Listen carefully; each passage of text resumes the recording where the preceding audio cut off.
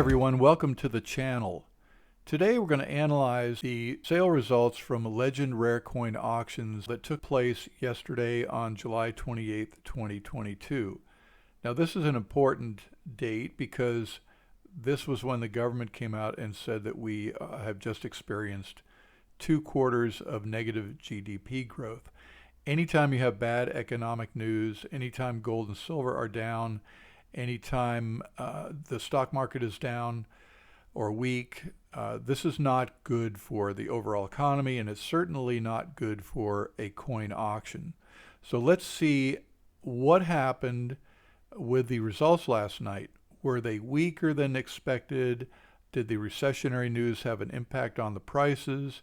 And we'll do that by looking at some of the most expensive coins that sold in the sale. There's about a dozen of them that we're going to go through. The first lot we're going to look at is an 1850 silver dollar. This, along with another coin, were the two most valuable coins in the sale. This one sold for $141,000. Now keep in mind that the prices that I'm going to be giving you are fresh from the website. Normally these results aren't finalized for 2 or 3 weeks as things get finalized, but still the prices that I'm going to be giving you are a good indication of how these coins sold relative to their past results. Now again, the first most valuable coin was the 1850 silver dollar. This is one of the finest known examples of the date. It also happens to be in an old Pcgs MS64 first generation holder known as a rattler. Now these are generally perceived to be conservatively graded, undergraded, and in this case the holder does have a CAC sticker. So this would generally be considered a more desirable example of the date. There are a couple MS64s known of this date, but none finer. So how did this one do? In 2013, this very coin sold for $105,750. So this has been a nice increase. It's gone up about $36,000 since 2013, 9 years ago. So that's a good start. That's a very good start. Now, the auction, the Legend auction that went off last night had 2 anchor collections. One was the M&S Petty collection of seeded Liberty dollars, and the other was the unforgettable collection of high-end, super high-end commemorative silver half dollars. Many of the results that we're going to be going over, I'm going to go over about a dozen coins here. Most of them are going to be coming from these 2 collections with a few exceptions. The next coin we're going to look at is an 1870s silver dollar. This is a coin that's in a genuine holder, also from the M&S Petty collection. This coin years and years ago used to have some initials engraved in the right obverse field. Subsequently, the coin was repaired, restored, conserved, whatever you want to call it, and the initials were tooled out. So this is not a really high-grade 1870s seeded Liberty dollar, but it is probably one of the least expensive examples you could hope to find. If the coin did not have the engraving in the fields, it would probably sell for around $500,000. This coin has been on the market since 1926 in a variety of different sales over the years. The most recent sale was in 2009 when this coin brought $126,500. Now, that's not a very big increase last night over the 2009 sale. That's 13 years ago. But that's not that big of a deal because this coin is just not it's a rare coin, desirable coin, but it's not really a trophy coin in the true sense of the word. It's a coin that it's a hole filler for a set of seeded Liberty silver dollars. The next coin is this 1873 CC seeded Liberty silver dollar, also from the M&S Petty collection. This coin Although not a really fantastic condition coin, it's still a beautiful coin. It's got great color, great eye appeal, and it's just a fabulous coin for what it is. Any CC mint marked silver dollar, seated Liberty silver dollar is a very desirable coin, and this is right up there. It's just at the tail end of the condition census, but it's still a nice coin. This coin sold in 2003 for $51,750. So in 19 years, it went up to $117,000. It did have a couple private sales in the intervening years. At one point, it was part of Legends #2 set, which says a little bit about it because they were very picky about the coins that went into their collection. And also it ended up in Tom Bender's collection for a little while, which is a really significant tell because the Tom Bender collection includes some of the nicest coins in the American series. Mr. Bender had the means and the desire for quality, and some of his coins are going to be coming up in the near future, and you're going to see some just absolutely amazing coins. So that's a nice pedigree to have for this particular coin. The next coin is an 1855 seated Liberty silver dollar. Now this was not from the M&S Petty collection, but it's still a significant coin. It's definitely a condition census coin, Pcgs proof 66 cam. I don't have a prior auction reference for this particular piece. It only brought $96,000. When I say only, that's not too bad because that's in line with what the Pcgs price guide is. So I think that's a good price for this particular coin. The next coin is another one from the M&S Petty collection. This is an 1852 seated Liberty silver dollar in PCGS MS63 CAC. Now this one's been on the market for a little while. It came out of the Norweb collection in 1988, where it sold for only $17,000, $17,600.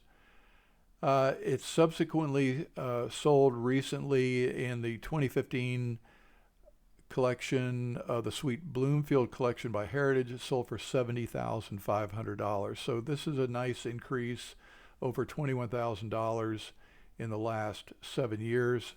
So this indicates that there is still strength at the high end of the market. The next coin is an 1851 seated Liberty silver dollar. This is a rare date.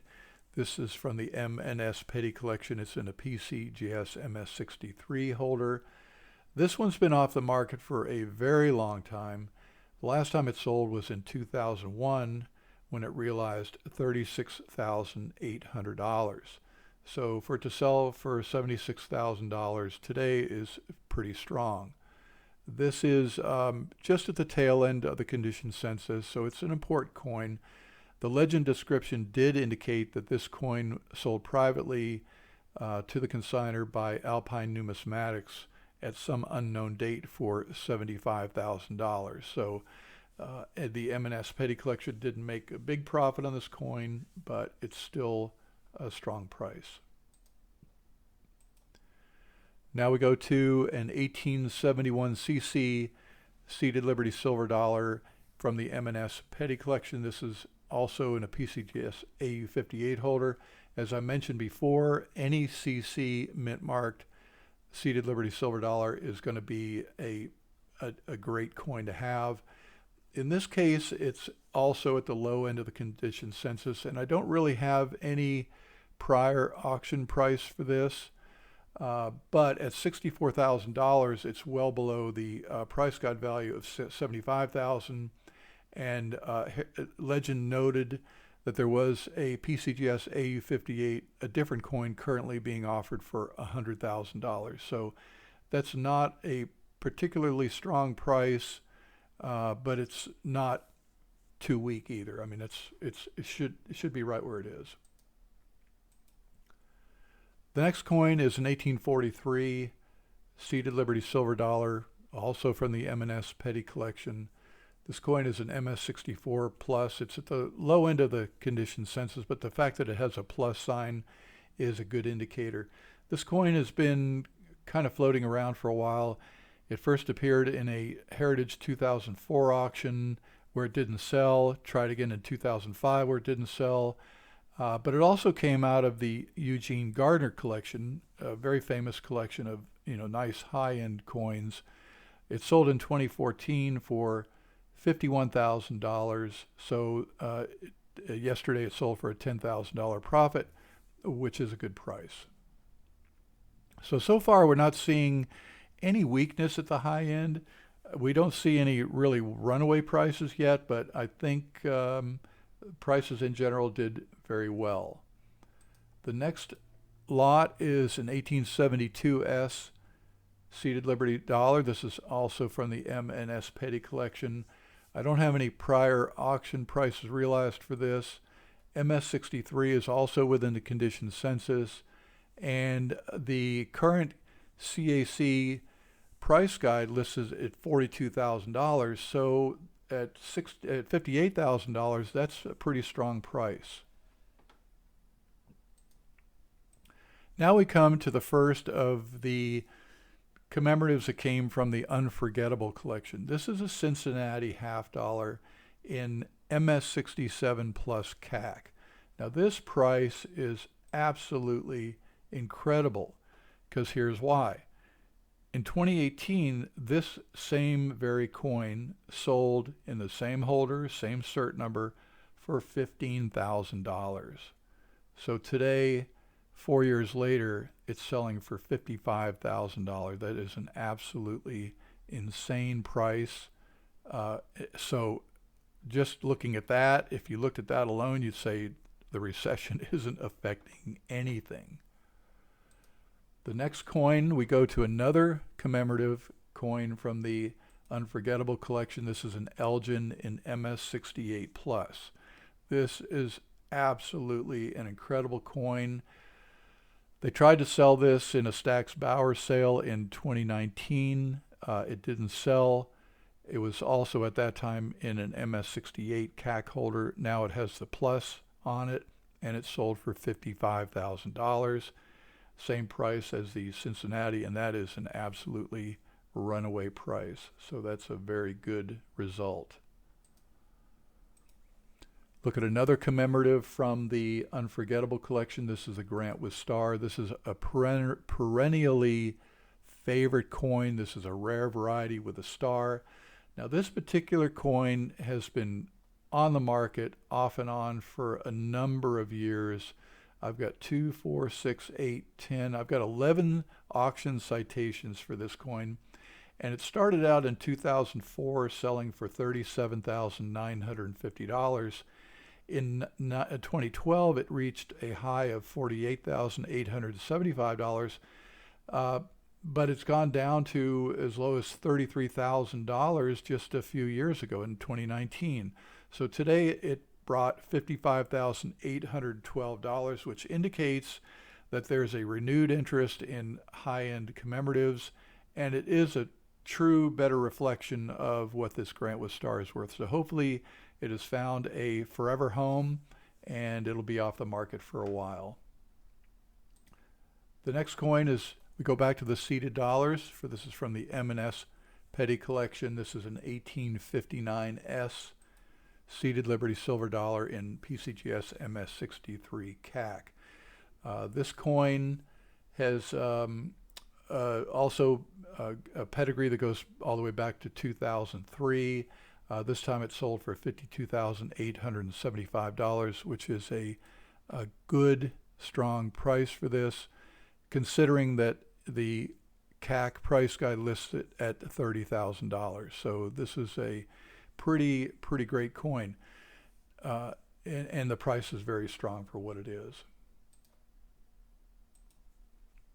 Now we go to a coin that was not part of the Unforgettable collection, not part of the M&S Petty collection. This is just a regular old type coin. This is an 1837 capped bust quarter dollar in MS66 plus CAC. This is a great high grade coin. It is well within the condition census, one of the finest known for the date and the die pair. This coin goes all the way back to the Foxfire collection, which was a really great set of type coins that sold around 2004. This also came out of the Eugene Gardner sale in 2014, when it sold for $38,000. It was purchased by Mr. Perfection 4, who, if you're familiar with his sets of coins, have also been super high grade, high quality coins. And he loves CAC coins. And in this case, it's now in an MS66 Plus CAC holder, and it sold for $49,000. So that's a nice little increase over the 2014 prices. I'm going to go ahead and stop there. Let me see how many coins we've done. 2, 4, 6, 8, 10, 12. We've done 14 coins, and we're down to the $40,000 level, $49,000 level. And we haven't seen any softening of the prices. So what we can tell from this sampling of coins at the high end of the Legend sale is that the recession really didn't have any great impact on the sale prices. In fact, I would say that it had no impact on it, because some of these prices are just absolutely runaway insane prices, which is good. Now, at some point, we'll have to go down and analyze some of the more pedestrian coins that are in, say, the $1,000 to the $10,000 range, and see how they did. But looking at this as a first glimpse of how the coin market is responding to these bad economic indicators, so far it looks like it's pretty good. Now, next month we have a lot of things coming up. We've got the ANA convention coming up mid-August, and a lot of big sales there. So it'll be interesting to see how the market responds in the next month, or in the next actually just 2 or 3 weeks. So I'll do another analysis of a couple of the sales that are coming up after they're completed, and we'll see how the coin market's doing. In the meantime, thank you very much for watching this video. I hope you enjoy this sort of content, and if you do, I hope you'll consider subscribing to the channel. Definitely hit the notification bell so that anytime I post a new video, YouTube will let you know that there's something new for you to watch. Keep in mind that I'm going to be posting more of these videos a little more frequently. My goal is to post 1 a day, but I don't know that I can actually adhere to that rigorous of a schedule, but definitely more than you've seen in the past. If you have anything you'd like to see in the future, please drop a note down in the comments section below, and certainly feel free to ask any questions down below, and I'll try to get to them, either answer them directly with a reply, or I'll post them in a future video. Anyway, thanks again for watching, and we'll see you next time. Thank you.